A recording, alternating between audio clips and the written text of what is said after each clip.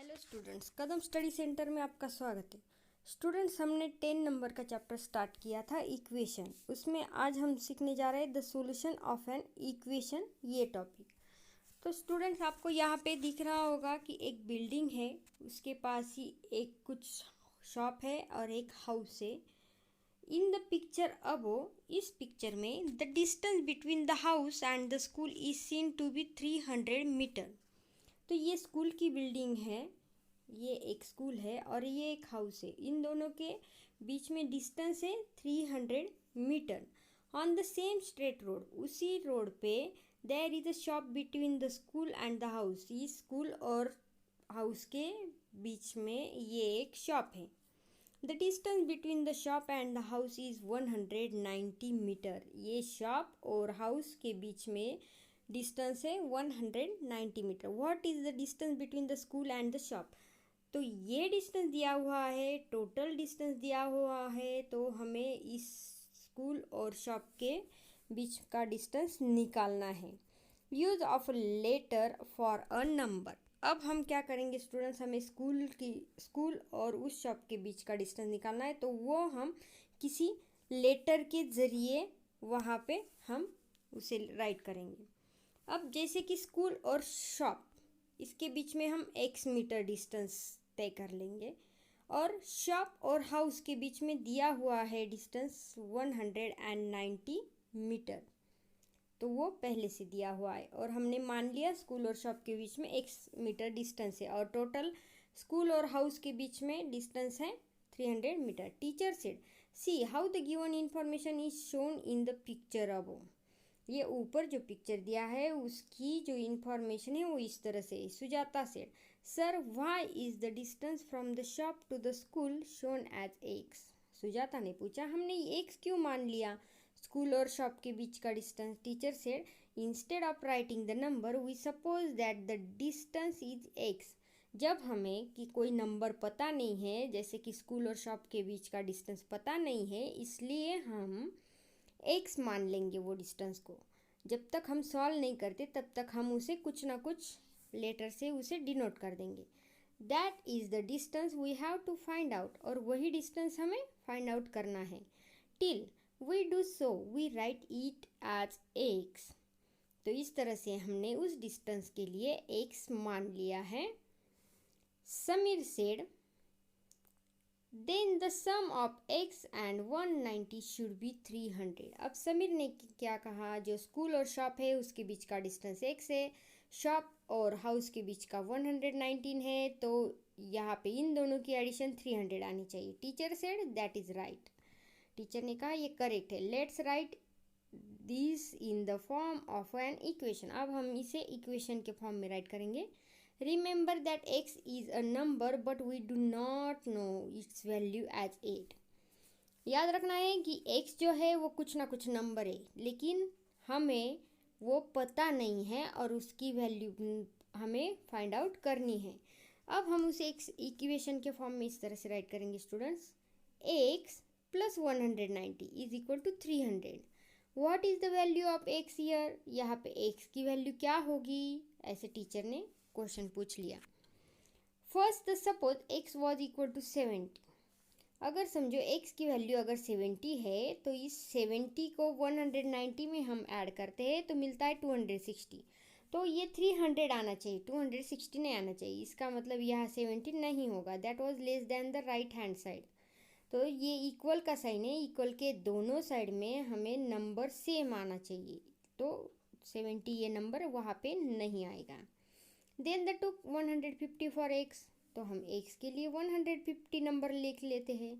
अगर हमने यहाँ 150 को 190 में ऐड किया तो क्या 300 आंसर आता है? नो, वो आता है 340। This was greater than the right hand side, तो ये ज़्यादा हो जाएगा।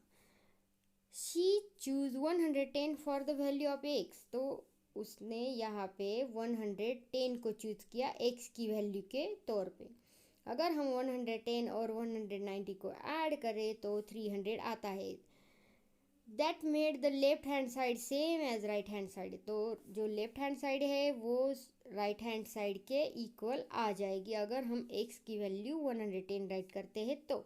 It means that the value of x or distance between the shop and the school was 110 metre. तो x की वैल्यू आ गई 110 मीटर, और x क्या डिनोट कर रहा था, स्कूल और शॉप के बीच का distance between the shop and school was 110 metre. In an equation a letter is sometime use is place of number. जब हम कभी instead of number we use any letter, a value for the letter has to be found that will make the equation balance. Such letter is called a variable. जब कभी equation में हम किसी letter का use करते हैं तो उस लेटर की हमें वैल्यू ढूंढनी पड़ती है, तो उस लेटर को हम कहेंगे वेरिएबल। तो स्टूडेंट्स हमें याद रखना है कि अगर हम कहीं भी किसी नंबर की जगह पे कोई लेटर मान लेते हैं और उसकी वैल्यू फाइंड आउट करनी है तो उस लेटर को वेरिएबल कहा जाएगा। The value of the variable which balance or satisfies the equation is called the solution. जब कभी इस वेरिएबल की कोई वैल्यू अगर इक्वेशन को बैलेंस कर रही है, दोनों साइड में उसका आंसर इक्वल दे रही है, तो वो होगा solution to the equation. To solve an equation is to find the value of the variable in the equation or to find the solution to the equation. तो स्टूडेंट्स इक्वेशन को अगर solve करना है दैट्स मीन्स हमें variable की value ढूंढनी है। अगर वेरिएबल की वैल्यू मिल गई मतलब हमारा इक्वेशन सॉल्व हो गया, उसका सॉल्यूशन हमें मिल गया। ओके, तो ऊपर का जो एग्जांपल हमने देखा शॉप और स्कूल के बीच का डिस्टेंस निकालना था, x + 190 is equal to 300 is 110। x की वैल्यू आई है 110 मीटर। तो स्टूडेंट्स हमने देखा कि यहाँ पे जो वेरिएबल होता है उसकी वैल्यू हमें इक्वेशन में फाइंड आउट करनी पड़ती है, और वेरिएबल लेटर को माना जाता है। ABCD में से कोई भी एक लेटर हम वेरिएबल के तौर पे यहाँ पे ले सकते हैं जब तक हम उसकी वैल्यू ढूंढ नहीं लेते। तो स्टूडेंट्स इस तरह से हमने अब वेरिएबल देखा, इक्वेशन को किस तरह से राइट किया जाता है वो देखा। तो यहाँ पे और एक टॉपिक दिया गया है सॉल्विंग एन इक्वेशन। अब इक्वेशन राइट करना तो हमने सीख लिया, अब राइट किया है तो उसे सॉल्व करना पड़ेगा। अब यहाँ पे एक बैलेंस दिख रहा है, आप भी देख सकते हैं। यहाँ पे कुछ फ्रूट्स है दोनों साइड में, यहाँ इस पैन में राइट पैन में, यहाँ भी हमें एक बैलेंस दिख रहा है। क्या है वो अब हम रीड कर लेते हैं। Teacher said how can we find the weight of guava in term of bores. एक साइड में ये छोटे बोर है और यहाँ पे एक गवा है, इस गवा की वैल्यू हमें फाइंड आउट करनी है। John said if we remove 3 bores from each of the pan they remain balance. अगर हम दोनों साइड से ये 3 बोर निकाल ले तो ये बैलेंस हो जाएगा। तो स्टूडेंट्स यहाँ कितने बचेंगे, 4 बोर और एक गवा। तो एक गवा किसके बराबर आया, 4 बोर के वेट के बराबर। We can see that 1 गवा वेट 4 बोर्स। अगर हम वो 3 बोर निकाल ले दोनों साइड से, दोनों पैन में से, तो एक गवा 4 बोर के इक्वल आ सकता है। तो एक गवा की वैल्यू यहाँ पे होगी 4 बोर्स, इसके इक्वल उसका वेट होगा। Teacher said excellent you find the right operation when solving an equation with 1 variable we carry out the same operation. अगर हम किसी इक्वेशन को सॉल्व करते हैं तो हमें इसी तरह से करना है। Both side of an equation two obtain simpler balance equation. अगर हम इक्वेशन सॉल्व करते हैं तो हमें दोनों साइड में उसे बैलेंस करना है। Because if the first equation is balance, अगर एक इक्वेशन बैलेंस होता है then the new one obtain in this way is also balance. तो ये इस तरह से हम उसे बैलेंस कर पाते हैं। The equation become simpler and finally we get the value of variable. जब हम इक्वेशन सॉल्व करते हैं उसे सिंपल कर किए जाते हैं तो हमें वेरिएबल की वैल्यू फाइंड आउट करने में कोई दिक्कत नहीं होगी। अब यहाँ पे x + 3 = 7 ये इक्वेशन दिया है स्टूडेंट्स। अब हम क्या करेंगे, ये इस 3 में से लेफ्ट साइड में इस 3 में से अगर 3 माइनस कर देंगे तो हमें राइट साइड में भी 3 को माइनस करना है, जैसे कि यहाँ दिया हुआ है 3 - 3 और 7 - 3।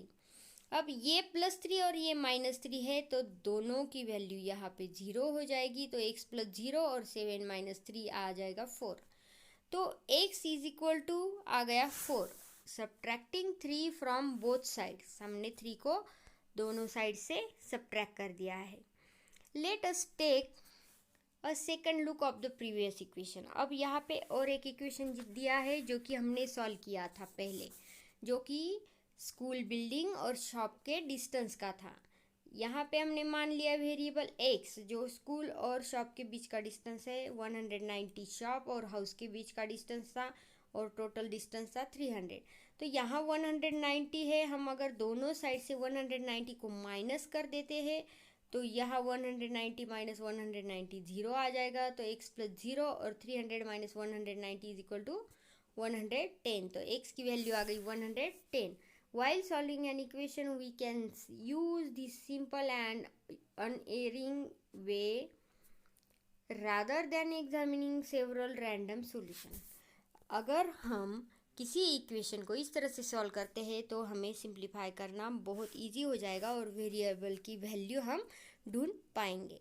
Late us solve the some examples using equation. अब यहाँ पे कुछ इक्वेशंस दिए हैं, उन्हें सॉल्व करके दिखाया है। 4 years ago, 4 साल पहले Diljit was 8 years old. How old is he today? तो आज वो कितने ईयर्स का होगा? Let us suppose he is a years old today. तो हमने a वेरिएबल मान लिया है। 4 years ago उसकी एज थी a years। आज let us suppose he is a years old today. आज हम उसकी एज मान लेते हैं a years, और उसमें से हम अगर 4 साल पहले मतलब 4 years बिफोर, तो हम a - 4 करेंगे तो उसकी वैल्यू, उसका एज आ जाएगा 8 years। अब इस -4 को कट करने के लिए हम उसमें ऐड करेंगे +4। अगर लेफ्ट साइड में हम +4 ऐड करते हैं तो इक्वल के इस साइड में भी हम +4 ही करेंगे। अब आप कहोगे पहले तो इक्वेशन में माइनस किया था, अब यहाँ 4 कैसे? तो स्टूडेंट्स हमें क्या करना है, हमने जब इक्वेशन देखे थे प्लस माइनस माइनस होता है, जब इस 4 को कैंसिल करना है, ये -4 है तो उसमें हमें +4 ही करना पड़ेगा, तब जाके प्लस माइनस माइनस होगा और 4 - 4 0 आंसर आएगा। तो यहाँ 0 लाने के लिए हमें यहाँ पे +4 करना है और 8 + 4 हो जाते हैं 12। तो a की वैल्यू आ गई 12। a जो है वो आज का उसका एज है दिलजीत का। तो Diljit is 12 years old today. तो आज दिलजीत का एज है 12 years। 4 years ago वो 8 years का था, वो हमने इक्वेशन के फॉर्म में यहाँ पे राइट किया हुआ है। ओके स्टूडेंट्स, तो आप देख सकते हैं यहाँ पे इसी तरह के आगे एग्जांपल्स दिए हैं। यहाँ और 2 या 3 एग्जांपल्स दिए हैं, इनको हमें सॉल्व करना है। पहले तो आप इक्वेशन राइट करना सीखिए, फिर उसके बाद जो वेरिएबल इक्वेशन में राइट किया जाता है उसकी वैल्यू हमें फाइंड आउट करनी पड़ती है, उसे वेरिएबल कहा जाता है। इक्वेशन किस तरह से सॉल्व किया जाता है ये भी आपको राइट करना है। ओके स्टूडेंट्स, मैं ये वीडियो यहाँ पे स्टॉप कर रही हूँ। आगे की जो एग्जांपल्स है वो देखेंगे हम हमारी अगली वीडियो में। तब तक आपको इस इक्वेशन में किस तरह से प्लस माइनस इस तरह से वैल्यू राइट करके इनका आंसर 0 आना चाहिए, ये आपको याद रखना है। ओके, मिलते हैं नेक्स्ट वीडियो में स्टूडेंट्स। और आपको ये वीडियो अच्छी लगे तो लाइक करना, शेयर करना और हमारे चैनल को ज़रूर सब्सक्राइब कर देना। आगे के एग्जाम्पल लेके आएंगे नेक्स्ट वीडियो में। ओके स्टूडेंट्स, तब तक के लिए बाय।